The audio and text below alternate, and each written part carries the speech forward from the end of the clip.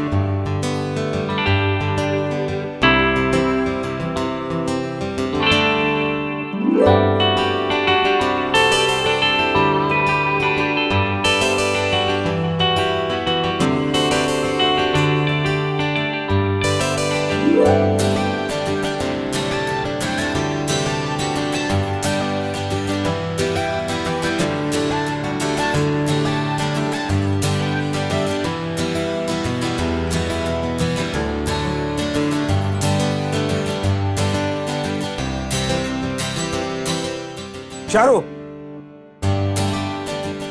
अंदर चलो।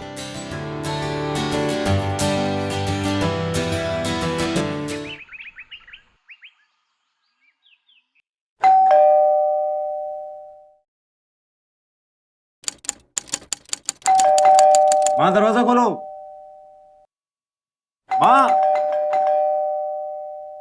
शाम होने को आई, लगता है माँ की नींद अब तक पूरी नहीं।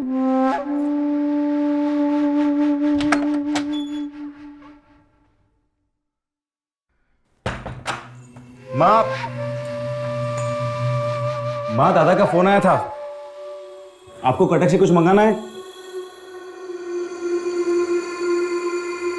माँ।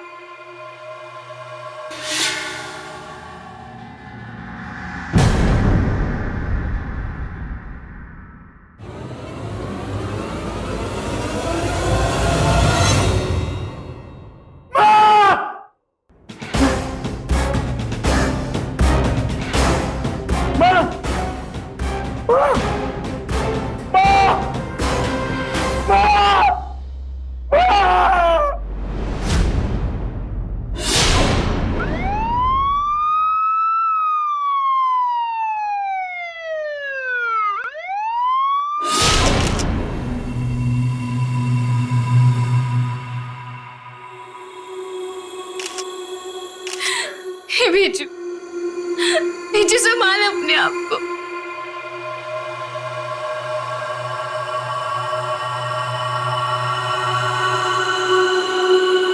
बॉडी की हालत देख के लगता है कि जहर दिया गया है।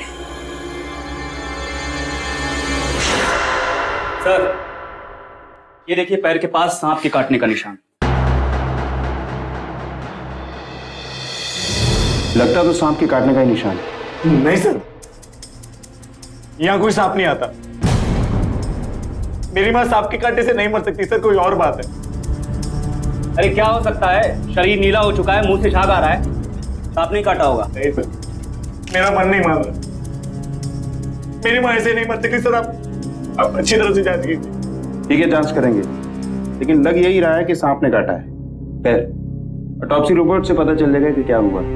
भुवन, यस सर। सारी फॉर्मेलिटीज पूरी करके बॉडी को पोस्टमार्टम के लिए भेज दें। Okay sir.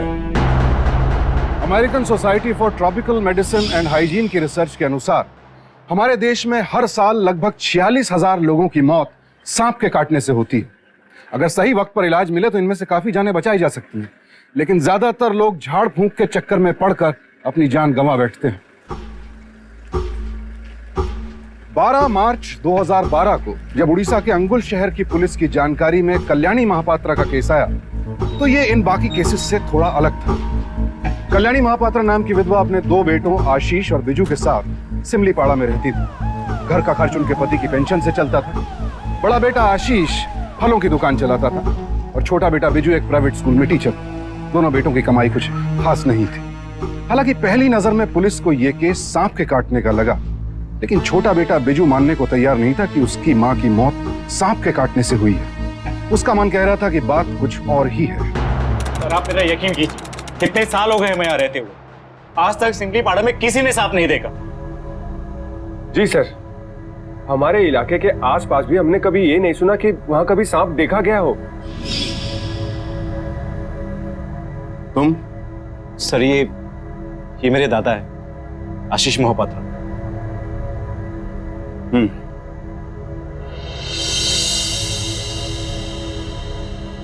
देखिए, आप लोगों का घर एक मंजिल का है और सांप ने आपकी माताजी को ग्राउंड फ्लोर पर काटा है। ग्राउंड फ्लोर पर बड़ी आसानी से सांप आ सकता है। नहीं सर ये हो ही नहीं सकता, क्योंकि रोज स्कूल जाने से पहले मैं घर की खिड़की और दरवाजे अच्छी तरह से बंद करके जाता, क्योंकि मेरे ना रहते अगर माँ को नींद लग गई तो घर में कोई चोर ना घुस जाए।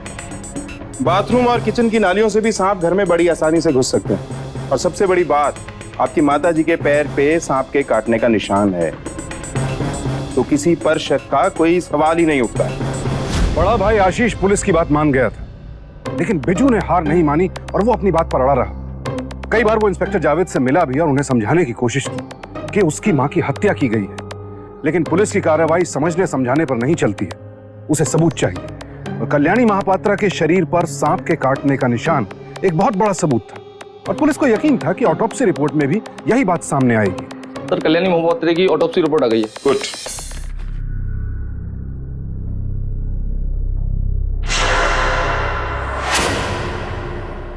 सर, बिजू महापात्रा को इन्फॉर्म करते हैं कि अपनी माँ की बॉडी लेकर जाए। नहीं, गाड़ी निकालो।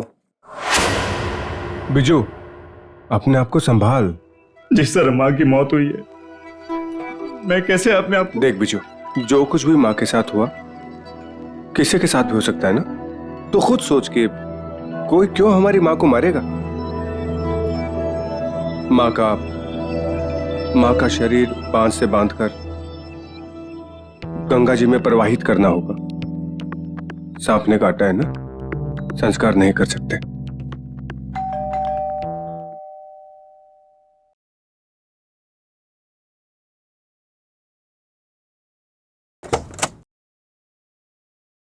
आप? रिपोर्ट आ गई है बीजू, तुम्हारा दिल बिल्कुल ठीक कह रहा था, तुम्हारी मां को सांप ने नहीं काटा। क्या? सांप ने नहीं काटा? फिर वो कांटे के निशान? डॉक्टर का कहना है कि कांटे के निशान मरने के बाद बनाए गए थे। किसने बनाया होगा वो निशान? मतलब हमारी माँ अब सांप के जहर से नहीं मरी है? मौत जहर से ही हुई थी, लेकिन जहर उन्हें जानबूझकर दिया गया था। जानबूझकर? मगर किसने दिया होगा माँ को जहर, और क्यों? किसने दिया है, क्यों दिया है, ये नहीं पता है, लेकिन इतना जरूर पता है कि देने वाला बहुत ही चालाक आदमी था। डॉक्टर का कहना है कि आपकी माँ के राइट हैंड पर सूजन के निशान थे, ऐसे निशान जो इंजेक्शन के बाद हो जाया करते हैं। हमें लगता है कि उन्हें जहर इंजेक्शन से दिया गया। नहीं इंस्पेक्टर साहब, लेकिन हमारी माँ तो रोज इंजेक्शन लेती थी, उन्हें बहुत भयंकर डायबिटीज की बीमारी थी। यस सर, रोज लंच ब्रेक में स्कूल से आके मैं खुद माँ को इंसुलिन का इंजेक्शन लगाता था। रोज खाना खाने से पहले एक इंजेक्शन लेना बहुत जरूरी था उनके लिए। उनकी मौत वाले दिन भी तुमने उन्हें इंजेक्शन दिया था? हाँ? नहीं सर, वो उस दिन मुझे बहुत जरूरी काम था, इसके लिए मैं इंजेक्शन दे नहीं पाया था। लेकिन सर, मैंने माँ को कहा था कि इंजेक्शन खुद ले लेना। तुम्हारी माँ रोज इंजेक्शन लेती थी, ये बात तुम्हारे अलावा कोई और भी जानता था? सर, हमारे जानने वाले जितने भी थे उन सबको ये बात पता थी। एक बात और, तुम्हारी माँ का मोहल्ले में या रिश्तेदारी में किसी से कोई झगड़ा वगड़ा तो नहीं था? नहीं इंस्पेक्टर साहब, हमारी माँ का हमारे किसी भी रिश्तेदार से कोई झगड़ा नहीं था, यहाँ तक कि पड़ोसियों से भी कोई झगड़ा नहीं था। दरअसल हमारी माँ मिलती जुलती ही कम थी। ठीक है, और कोई जानकारी चाहिए होगी तो दोबारा आऊंगा। Yes sir. सर, माँ का झगड़ा हुआ था अभी कुछ दिन पहले। किससे? चारू के बाबा से।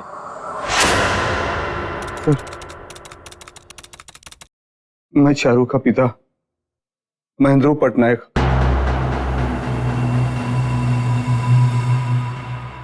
क्या काम करते हैं आप? सर मैं क्लासिक उड़ीसा डांस सिखाता हूँ सर। पिछले 40 सालों से मैं ये कार्य कर रहा हूँ। लोग मुझे गुरुजी कहते हैं। साधु के भेष में बहुत शैतान देखे हमने। खैर, गुरुजी ये बताइए कि एक बेचारी विधवा औरत कल्याणी मोहपात्रा, उसे जहर देकर क्यों मार दिया आपने? सर नहीं सर, भला मैं किसी को क्यों मारूंगा? झगड़े की वजह से। झगड़ा? सर वो तो छोटा सा झगड़ा हुआ था। क्यों हुआ था ये झगड़ा? सर वो कल्याणी देवी का छोटा पुआ बीजू के कारण। बीजू की वजह से? हाँ सर। सर वो बीजू मेरी जिया चारू के पीछे पड़ा हुआ था और बार बार उसको शादी का दबाव दे रहा था, मगर मैं अपनी बेटी की शादी उस नालायक आवारा लड़के के साथ नहीं करना चाहता था। सर, अगर उसके बाप ने उन लोगों को घर बना के न दिया होता तो सर उनके पास रहने के लिए कोई ठिकाना नहीं था। सर उस दिन तो मैं उसकी मां के पास बहुत गुस्से में बात करने के लिए गया था। सर वो उल्टा मुझ पर ही भड़क गई। अरे तमो घर देखो, अपने घर देखो और अपनी बेटी जिया को संभालो। मेरी जियो के बारे में कुछ मत कहना। अरे तुम भी मेरे पुआ के बारे में उल्टा सीधा बोलना बंद करो। अपने जीजू को समझा दो कि मेरी जियो को परेशान ना करे। मैं अपनी जियो की शादी उसके साथ नहीं कर सकता। अरे तुम क्या मना करते हो? हाँ, तेरी चारू मेरे बीजू के लायक है ही नहीं, चाहे कुछ भी हो जाए। मेरे जीते जी तेरी बेटी इस घर की बहू नहीं बन सकती। अरे जाओ, मैं अपनी जियो की शादी कभी नहीं करूंगा तेरे बीजू के साथ। अब आप ही बताइए साहब, इस छोटे से झगड़े के कारण कोई किसी की जान ले सकता है? वैसे भी बीजू की माँ इस शादी के अगेंस्ट थी, फिर भला मैं क्यों किसी की जान लूंगा? नहीं सर, हीरे बप्पा किसी की जान नहीं ले सकते। ठीक है गुरुजी, आप लोग जा सकते हैं। बहुत बहुत धन्यवाद सर। चलो बेटे। ये तो पता चल गया कि कल्याणी मोहपात्रा का खून हुआ है, लेकिन इस केस में किसी का कोई मोटिव नहीं दिख रहा। सर, बीजू के पास मकसद था। उस झगड़े के बाद उसने सोचा होगा कि जब तक उसकी मां जिंदा है तब तक वो उस लड़की से शादी नहीं कर सकता, तो उसने अपनी मां को इंसुलिन की जगह जहर का इंजेक्शन दिया। सर, ये वही बीजू था जो ये नहीं मान रहा था कि उसकी माँ की मौत सांप के काटने से हुई। हमारी आंखों में धूल झोंक रहा था। ये लड़का अपने आप को बहुत होशियार समझ रहा है, सोच रहा है ऐसे करेगा तो पुलिस को उस पर शक नहीं हो। एक बात और सर, बीजू ने अपने स्टेटमेंट में कहा था कि वो स्कूल में था किसी जरूरी काम से, इसलिए वो अपनी माँ को इंसुलिन का इंजेक्शन देने के लिए घर नहीं जा पाया था। ठीक है, स्कूल में पूछताछ करवाओ, पता तो चले ये लड़का कितना सच बोल रहा है और कितना झूठ। Okay sir.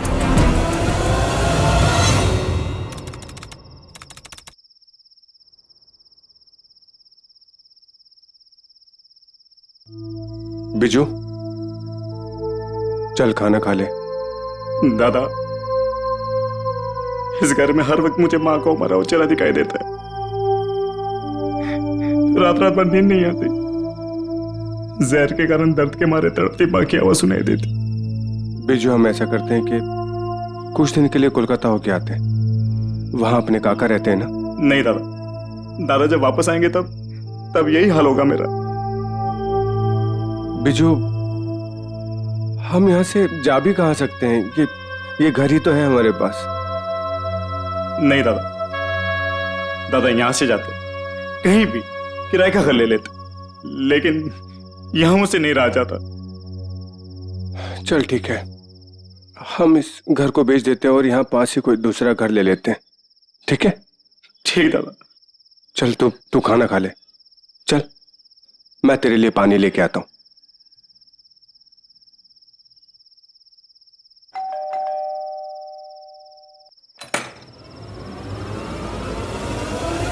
सर,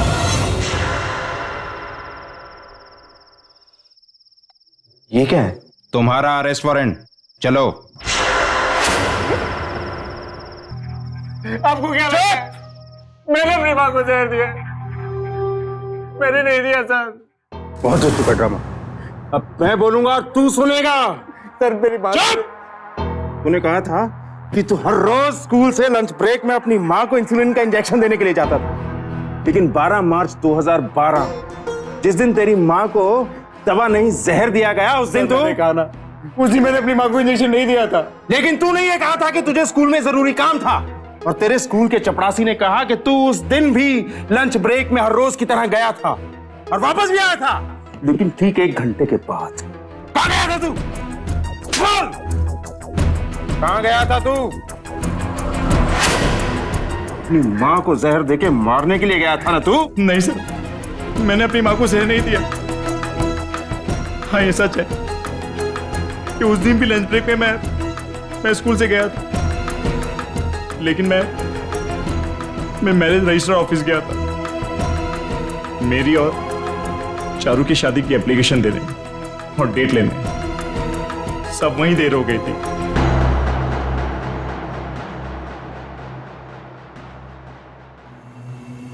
ए, बात क्या करता है? अंदर डाली तू। सर मेरे भाई ने कुछ नहीं किया सर, बेकसूर है वो। सर उसको छोड़ दीजिए सर। लेकिन तुम्हारी माँ ने सबके सामने कहा था कि वो अपने जीते जी चारू और बीजू की शादी नहीं होने देंगी, और बीजू हर हाल में ये शादी करना चाहता था। लेकिन सर बीजू चारू को छोड़ सकता था, लेकिन अपनी माँ को। बीजू ने खुद कहा है कि वो चारू से की शादी के लिए रजिस्ट्रार के ऑफिस गया था। क्या? हाँ, जब तेरी माँ की हत्या हुई तो उस वक्त तू कहाँ था? नहीं मतलब आप क्या कहना चाहते हैं आप कि मैंने और मेरे भाई ने मिलकर हमारी माँ को जहर देकर मारा है? जितना पूछा गया है उतना जवाब दो। मैं कटक गया था सब्जी और फल के होलसेल मार्केट में, अपनी दुकान के लिए फल लेने गया था सर।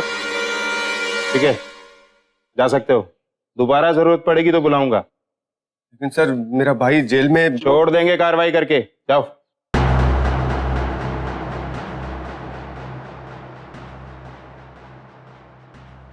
भगवान, इन दोनों लड़कों के फोन रिकॉर्ड चाहिए मुझे, खासकर 12 मार्च 2012।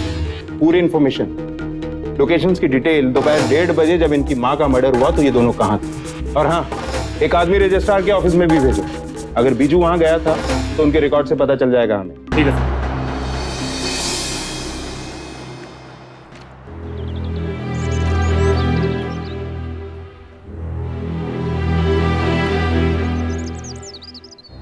पुलिस ने दोनों भाइयों आशीष और बिजू के फोन रिकॉर्ड्स मंगाने की फॉर्मेलिटीज शुरू कर दी।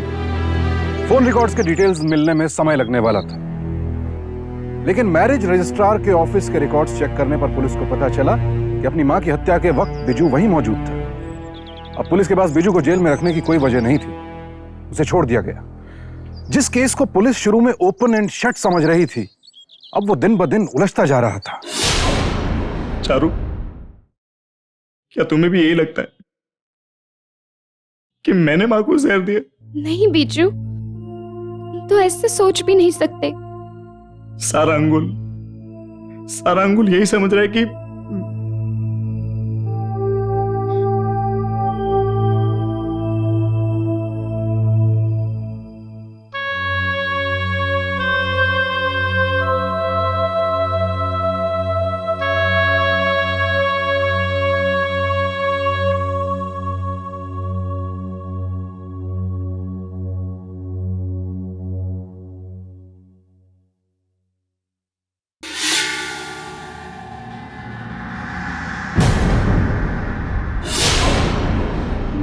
दादा, घर में कोई मेहमान आया था क्या?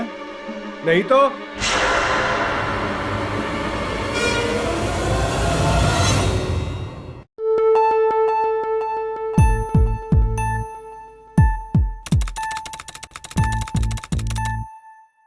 ना घर से कुछ चोरी हुआ, ना ही कोई मोटिव। फिर एक विधवा औरत को मार के किसी को क्या हासिल हुआ?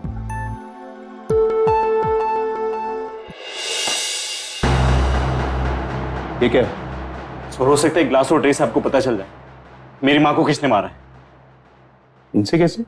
सर, मेरी माँ की मौत के बाद घर में कोई बर्तन नहीं, तब से ग्लास और ट्रे किचन में ऐसे ही पड़े हुए। लेकिन सर, घर पे 2 मेहमान आए थे। हो सकता है उन्होंने या उनमें से किसी एक ने। एक्चुअली बात यह है कि हमारे घर में ट्रे में ग्लास रख के सिर्फ मेहमानों को देते हैं। लेकिन ये ग्लास और ट्रे उठाते वक्त तुम्हारी उंगलियों के निशान तो नहीं आ गए इन पे? नहीं सर, मैंने पूरी सावधानी बरती थी। इन्हें मैंने प्लास्टिक से पकड़ के उठाया था। गुड। इन्हें यहीं छोड़ जाओ, हम फॉरेंसिक लैब में भेजें, शायद कुछ पता लगे। सर मुझे पूरी उम्मीद, इससे आपको जरूर मदद मिलेगी। सर जिसने भी मेरी माँ को मारा है, आप प्लीज उसे पकड़ लीजिए। हम पूरी कोशिश करेंगे, तुम जाओ। Thank you sir. बोलो भुवन। सर मोबाइल कंपनी से इन दोनों भाइयों की कॉल डिटेल्स आ गई। बीजू के फोन का लोकेशन उसका स्कूल और मैरिज रजिस्ट्रार का ऑफिस। 2-3 बार उसके भाई आशीष का फोन आया था उस दिन। आशीष के फोन का लोकेशन क्या था? कटक। सर आशीष ने 3 बजे तक जितने भी फोन किए थे सब कटक से किए गए थे। बीजू ने चारू को 3-4 बार फोन किया था उस दिन। चारू का लोकेशन सिंपली पाड़ा है। सिमली पाड़ा, मतलब जहां ये दोनों रहते हैं? जी सर। इसका मतलब है कि चारू ही थी जो उस वक्त बीजू के घर पे जा सकती थी। सर ये हो सकता है कि बीजू ने चारू के हाथों अपनी माँ को इंजेक्शन दिलवाया हो। नहीं हो सकता। उस दिन के झगड़े के बाद बीजू की माँ चारू को अपने घर में घुसने नहीं देती। खैर, ये ट्रे और ग्लास फॉरेंसिक लैब में भेजते हैं। सर कहीं ऐसा तो नहीं बीजू हम लोगों को उलझाने की कोशिश कर रहा है? नहीं, हमें उलझाने की कोशिश कर रहा है तो ये उसके लिए महंगा पड़ेगा। और सर एक बात और, बीजू का बड़ा भाई आशीष, उसका भी एक चक्कर चल रहा है। एक औरत को 12 कॉल किए थे उस दिन और रोजाना बातचीत होती रहती है। कौन है ये औरत? बीना पांडा नाम है उसका। उसका पति नेशनल एल्युमिनियम कंपनी में काम करता है। बीना पांडा? सर आप कहें तो बीना पांडा को पूछताछ के लिए बुलाएं। नहीं, अभी नहीं, बस नजर रखो उस पर। 2 हवलदार सादी वर्दी में उसके पीछे लगा दो। क्या करती है, कहाँ जाती है, किससे मिलती है, इसकी हर एक्टिविटी नोट करो। और हाँ, आशीष और बीना पांडा, इनके फोन भी टैप करो। Okay sir. अक्सर पुलिस की कार्रवाई में सच सामने आने में थोड़ा वक्त लग जाता है, लेकिन इस केस में तो पुलिस कुछ भी पता नहीं लगा पा रही थी। पुलिस ने लगातार 5-6 दिन बीना पांडा और आशीष पर 24 घंटे नजर रखी, लेकिन पुलिस के हाथ कुछ नहीं लगा। इससे पहले कि इंस्पेक्टर खान निराश होकर बीना और आशीष की निगरानी से अपने हवलदारों को हटाते, उन्हें हैरान कर देने वाली खबर मिली। सर बहुत दिनों के बाद कल रात आशीष और बीना ने फोन पे बात की। बीना आशीष से कह रही थी कि त्रिकाल दास का फोन आया था, उसे अपने काम के 20,000 रुपए चाहिए। कौन है ये त्रिकाल दास और किस काम के लिए पैसे मांग रहा है बीना और आशीष? पता नहीं सर। उसका नंबर मिला? नहीं सर, उसने पब्लिक फोन यूज किया था। एक बात और सर, उसी पब्लिक फोन से त्रिकाल दास ने 12 मार्च को बीना को भी फोन किया था, मर्डर से 2 घंटे पहले। इस पब्लिक बूथ को ट्रेस करो। ये त्रिकाल दास वहां दोबारा जरूर आएगा और बीना के फोन को टैप करना जारी रखो। और 2 ग्रुप बनाओ, एक आशीष के पीछे लगाओ और एक इस त्रिकाल दास के पीछे।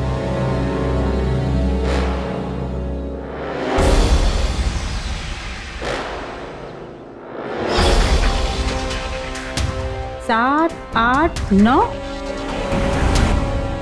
ये क्या? ये तो सिर्फ 10,000 रुपए हैं। अभी मेरे पास इतना ही है।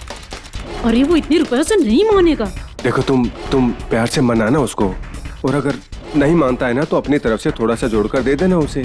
तुम हर काम मुझ पर ही छोड़ देते हो। देखो इस बार इस मामले को संभाल लो, और सुनो, जब तक ये मामला शांत नहीं हो जाता है ना, मुझे फोन मत करना तुम।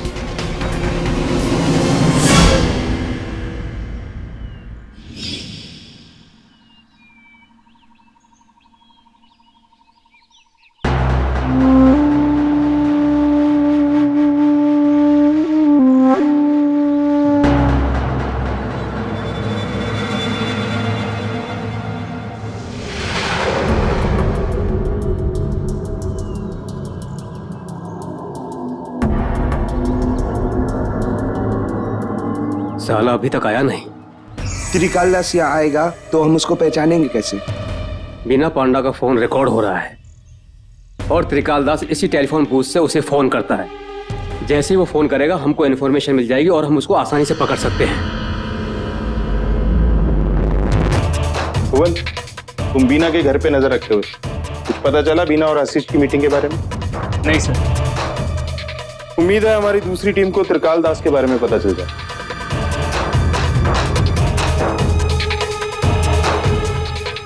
और तुम सर। बीना का फोन टैप करते रहो, कब कब किससे क्या क्या बात करती है सब सुनो। Yes sir.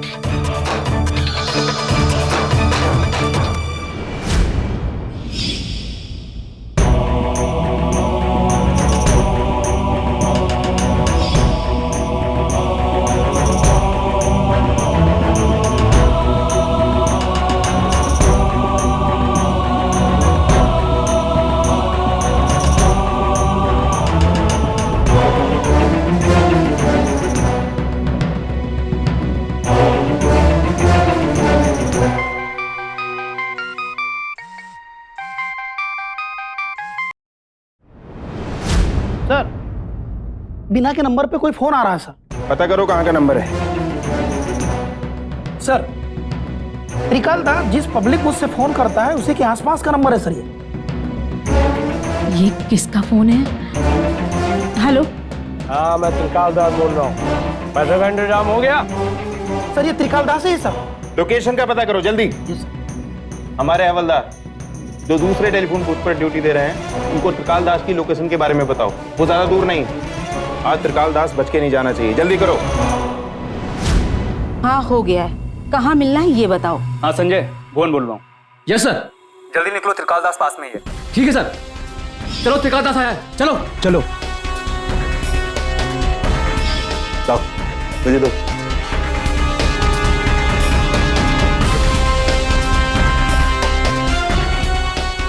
टाइम पे पहुंच जाना, मैं भी पहुंच जाऊंगा। हवलदार, वो रहा पीसीओ और किराने की दुकान भी है। कोलावरी कोलावरी जी। हाँ, लगता है वही बंदा है ये, चलो जल्दी।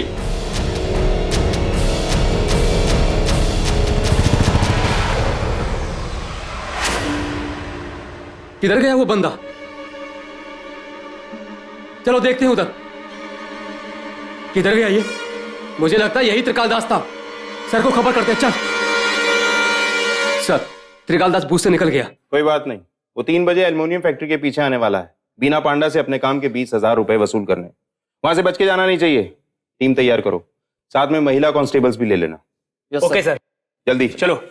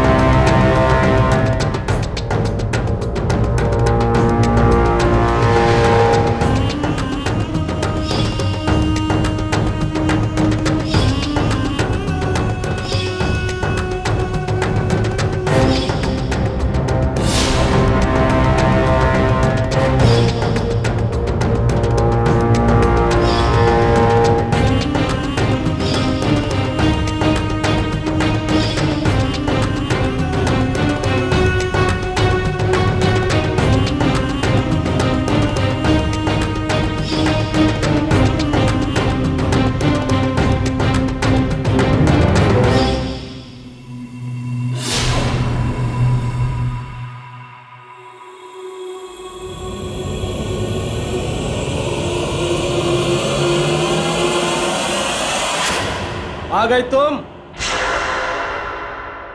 हाँ।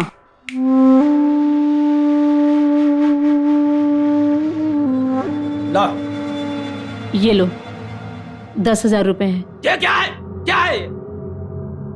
बात तो 20,000 की हुई थी ना? हाँ, हुई थी, लेकिन अभी 10,000 रुपए का इंतजाम हुआ है। बाकी का इंतजाम होते ही दे दूंगी। ये लो। बात बात होती है। देख, 1 हफ्ते का टाइम और दिया, लेकिन 1 हफ्ते के बाद पूरा पैसा। बस 1 हफ्ते के बाद तुम्हें पैसा दे दूंगी, इंतजाम होते ही। और हाँ, 1 हफ्ते से पहले फोन करना मत मुझे। अब जाओ यहाँ से। बड़ा आया।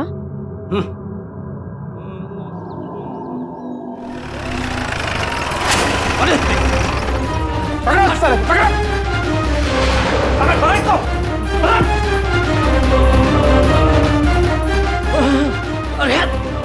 अरे मुझे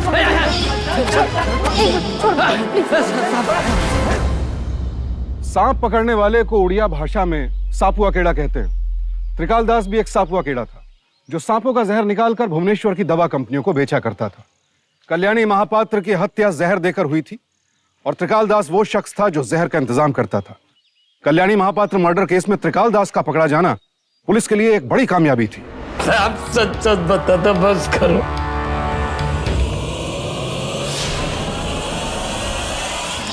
देखिए भाई साहब, घर तो आपको मैं बिकवा दूंगा, लेकिन इस घर के 18 लाख से ज्यादा नहीं मिल पाएंगे आपको। अरे सिर्फ 18 लाख?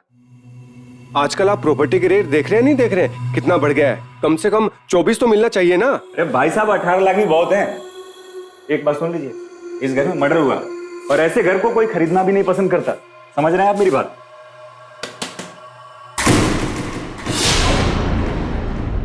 घर बाद में बेच लेना, पहले पुलिस स्टेशन चलो, खान सर ने बुलाया है। साहब से बात करना। छोड़ो तो सही है। क्या बोला क्या? साहब से बात करना। अरे ये क्या तरीका है यहाँ पर बुलाने का, और यहाँ क्यों बुलाया मुझे?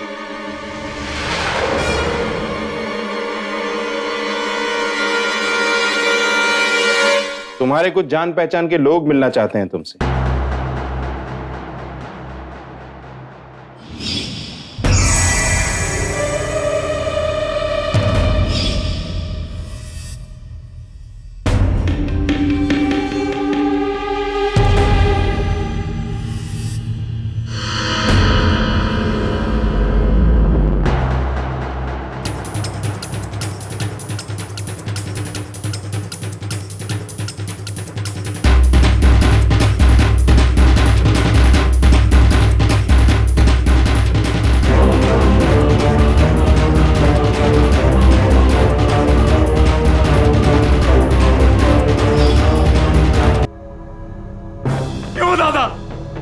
क्यों किया तूने ऐसा? क्यों मारा मां को? घर के लिए क्या सब कुछ? अरे दादा, मुझसे एक बार कह दिया होता, मैं तुम्हें ऐसे ही घर दे देता। अरे क्यों किया ऐसा घिनौना अपराध? चलो हटो यहाँ।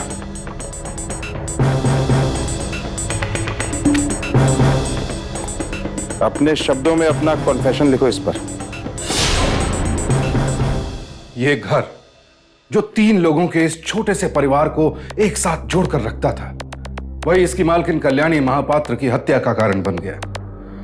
नेशनल क्राइम रिकॉर्ड्स ब्यूरो के अनुसार सन 2009 में कुल 2935 ऐसे मामले हुए जहां जमीन जायदाद के लालच में किसी ने अपने ही सगे संबंधियों की हत्या कर दी।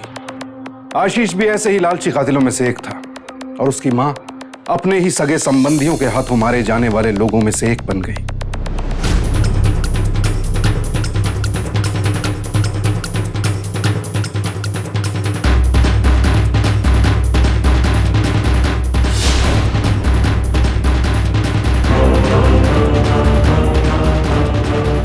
ये सब कुछ साल पहले से शुरू हुआ, जब मैंने अपने पिता की एफडी तुड़वा के उन पैसों से एक फल बेचने की दुकान खोली।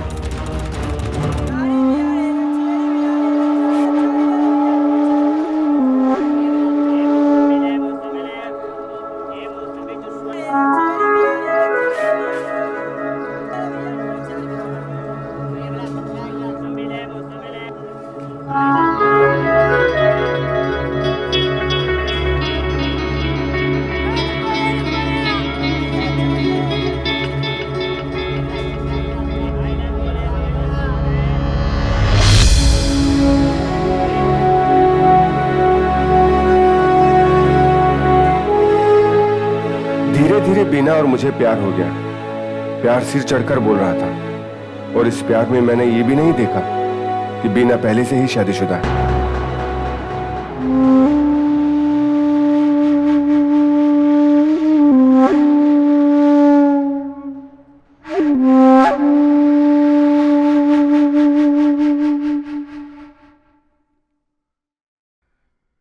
चलता हूं, तुम्हारे पतिदेव आते ही होंगे। नहीं आएगा, ऑफिस की छूटने का टाइम 7 बजे का है। बिना ऐसे ना, मैं डर डर के नहीं रह सकता। अपने पति को छोड़ और कर लेना मुझसे शादी। पति का प्यार तो तुमसे मिल जाता है, लेकिन पैसा, वो भी तो पति का जरूरी है ना। देखना, एक बार ये रेस्टोरेंट खुल जाए ना, उसके बाद खूब पैसे कमाऊंगा मैं। रेस्टोरेंट? हाँ, 4 लाख रुपए ले चुके हैं मुझसे अब तक रेस्टोरेंट नहीं खुला। पति रोज रोज मुझसे पूछता है पैसों का क्या हुआ, पैसों का क्या हुआ। अब ना रोज रोज बहाना बनाना मेरे लिए मुश्किल होता जा रहा है। बिना, रेस्टोरेंट खोलने के लिए पूरे 10 लाख रुपए चाहिए, पता है ना तुझे? तो बाकी के पैसे अपनी माँ से ले लो ना। बाबा है ना, सिर्फ एक घर छोड़कर गया है, उसको बेच देंगे तो 24 लाख रुपए आ जाएगा। और मुझे पता है माँ उस घर को नहीं बेचने देगी। रेस्टोरेंट खोलने के लिए पूरे पैसों का इंतजाम तो नहीं हो पाया, उल्टा बीना के पति को बीना पर ही शक होने लगा। इसकी वजह से मेरा और बीना का मिलना बहुत कम हो गया। मैं बीना से शादी करना चाहता था और इसके लिए जरूरी था कि मेरा रेस्टोरेंट खुल जाए ताकि हमें किसी भी तरह से पैसे की कमी ना हो। और इसके लिए मैंने माँ को कई बार मनाया कि घर बेच दे, लेकिन वो नहीं मानी। यही घर ही तो है तेरे बाबा की निशानी। मैं इस घर में मरना चाहती हूँ। मैं मर जाऊं, उसके बाद चाहे तो ये घर बेच देना।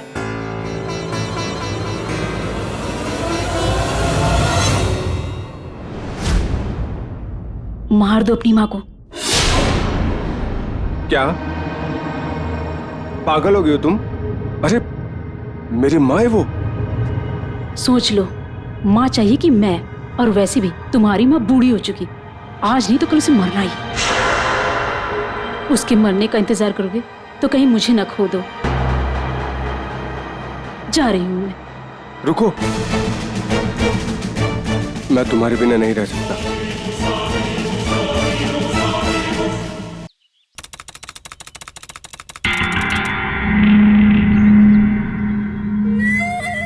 बिना त्रिकाल दास को जानती थी। मां को जहर देके मारने के लिए वो 20,000 में मान गया। बीना ने पूरा प्लान बनाया। वो त्रिकाल दास को लेके हमारी कॉलोनी में घूम भी आई। अब बस हम लोग सही मौके का इंतजार कर रहे थे।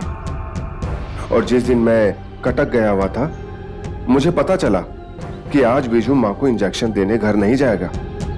मैंने बीना को खबर कर दी और बीना त्रिकाल दास को लेके मेरे घर पहुंच गई।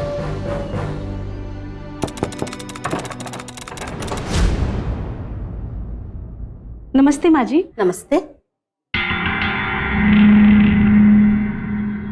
मैं डॉक्टर रीना मोहंती। हम HHIM डायबिटिक क्लिनिक से आए हैं। हमें आपसे कुछ बात करनी है। हम अंदर आ सकते हैं? हाँ, आइए आइए, अंदर आइए। जी।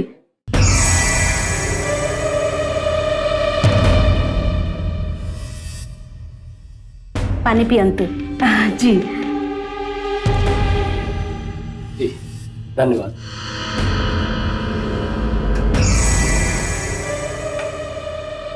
बैठिए ना प्लीज।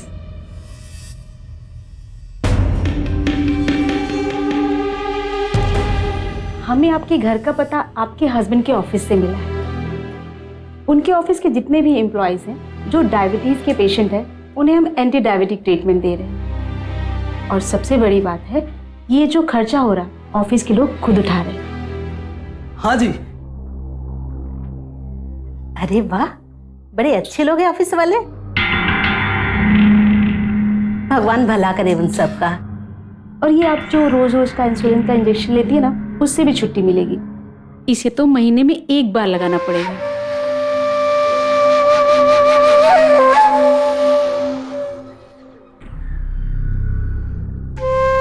इतना मत सोचिए। देखिए, अभी का एक इंजेक्शन हम आपको अभी लगा देंगे। बाकी के 11 इंजेक्शन जो पूरे साल का कोटा है, हम आपको दे के चले जाएंगे। फिर देखिए, आप रोज रोज के इंजेक्शन से जो आपको तकलीफ होती है, उससे आपको मुक्ति मिल जाएगी।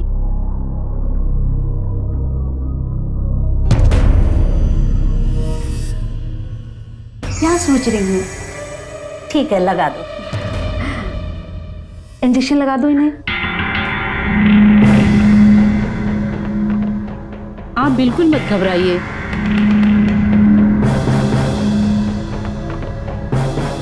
बिल्कुल परेशान मत होइए।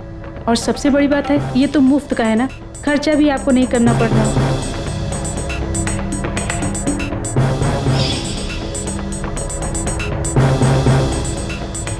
परेशान बिल्कुल मत होइए। चींटी के काटने जितना दर्द होगा।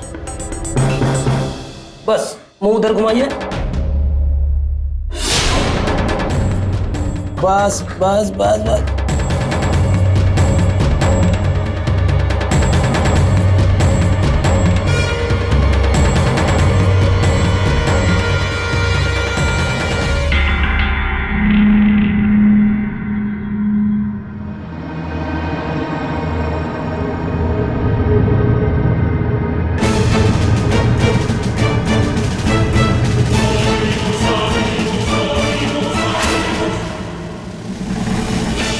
बीना और त्रिकाल दास तब तक वहीं खड़े रहे जब तक मेरी मां ने आखिरी सांस नहीं ले ली। मरी की नहीं। चलो जल्दी करो, निकलो यहाँ से। सामान उठाओ। रुक, क्या हुआ? सांप के जहर से इसकी मौत हुई और सांप के काटने का निशान नहीं। सांप के काटने का निशान बनाना पड़ेगा ताकि कोई शक ना कर सके। अरे जल्दी बताओ। हाँ, पिन पिन पिन। एक मिनट रुक।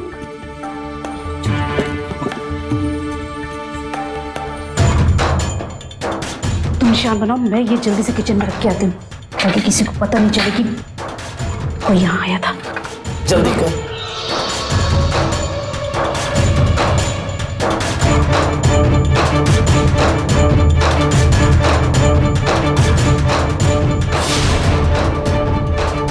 हो गया, निकलो निकलो, जल्दी निकलो यहाँ से। उठाओ सामान, जल्दी करो।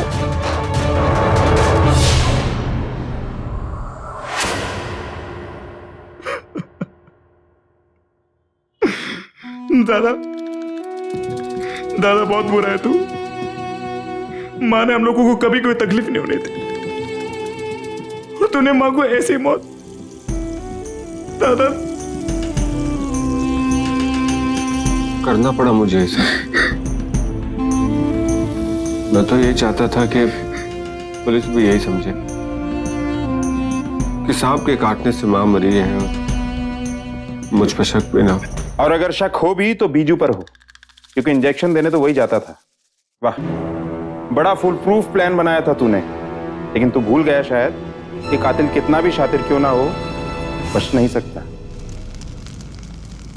इंसान ना तो कुछ अपने साथ लेकर आता है और ना ही लेकर जाता है। फिर भी लोग अपनी इच्छाओं और लालच के दलदल में कुछ ऐसे फंसते हैं कि जो अपने पास है उसमें खुश रहने के बजाय जो पास नहीं है उसे पाने की लालसा करने लगते हैं और कई बार गलत कदम उठाकर अपने ही अपनों की जान के दुश्मन बन जाते हैं। आशीष अगर उसी दिन सावधान हो जाता जिस दिन वो एक शादीशुदा औरत बीना के प्यार में पड़ा था, तो शायद आज वो अपनी मां के साथ एक खुशहाल जिंदगी जी रहा होता। हमारा एक गलत कदम हमें गलत मंजिल तक पहुंचा सकता है। आशीष और बीना के साथ भी यही हुआ। आज वो दोनों जेल पहुंच चुके हैं। कल्याणी जैसी महिलाओं को भी सावधान रहने की जरूरत है। किसी अनजान व्यक्ति की बात पर भरोसा करने से पहले कम से कम उसकी पहचान तो पक्की कर लें। जरूरत पड़ने पर उसका पहचान पत्र मांगे। इस केस में वो बिजू ही था जो रुका नहीं, हारा नहीं। जो ग्लासेस वो पुलिस के पास लेकर आया था वो सबूत बन गए। बीना ग्लासेस पर से उंगलियों के निशान पूरी तरह नहीं मिटा पाई क्योंकि वो एक शातिर अपराधी नहीं थी। बीना और आशीष ने अपने हिसाब से एक फुल प्रूफ प्लान बनाया था, लेकिन कहते हैं ना, अपराधी कितना भी चालाक क्यों ना हो, कोई ना कोई सुराग पीछे जरूर छोड़ जाता है। इस केस में बिजू और उड़ीसा पुलिस ने दिन रात एक कर दी है। हम बिजू के साथ साथ उड़ीसा पुलिस के कर्मठ ऑफिसर जावेद खान और उनके सहयोगियों की सतर्कता और सूझबूझ को सलाम करते हैं। कल आपसे फिर मुलाकात होगी एक और कहानी के साथ, एक और ऐसी सत्य घटना के साथ जब हम में से ही किसी एक के हौसले ने अपराधियों को मुंहतोड़ जवाब दिया। सावधान इंडिया, इंडिया फाइट्स बैक। तो सावधान।